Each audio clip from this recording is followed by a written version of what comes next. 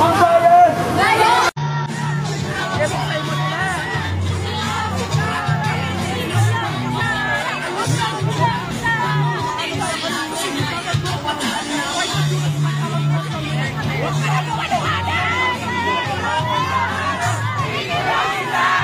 Iko lang si Sara! Iko lang si Sara! Iko lang si Sara! Iko lang si Sara! Iko lang si Sara!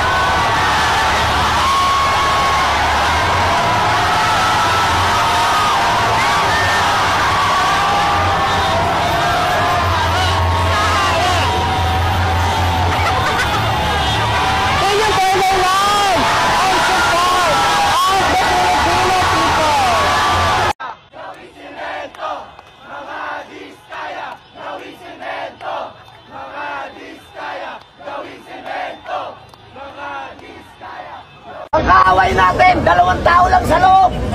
Si Martin. Sino yun? Kilala nyo na yun. Martin Romualdez and Saldico. Yan lang. At si Sandro Marcos. Yes! Bongbong Marcos. Gamitin ninyo ang puso't isip ninyo. Pakinggan ninyo ang hinaing ng taong bayan. Sapagkat ang apektado dito ay ang taong bayan. Kahit kayo, minsan ang inyong mga sweldo, ang inyong mga ITM ay nakasanla pa. Dahil sa mga kagagawan ng mga politiko nating magnanakaw. Kailan pa kayo magising sa katotohanan? Walang nakasaad sa konstitusyon natin na kampihan ninyo ang mga politikong magnanakaw. Ang nakasaad sa konstitusyon natin namin ay protektahan ninyo ang ordinaryong Pilipino na siyang magpapasweldo sa inyo. Hanggang kailan kayo maging bingi-bingihan? Hanggang kailan kayo magbulag-bulagan sa nangyayaring panakawan sa ating bansa? Mga anak ninyo, mga asawa ninyo naapektuhan din. Hindi po kami galit sa mga ang nais lang po namin magising kayo sa katotohanan. Gamitin ang puso, huwag ang utak. Huwag kayo magpadala sa perang ibabayan sa inyo ng mga magnanakaw na politiko.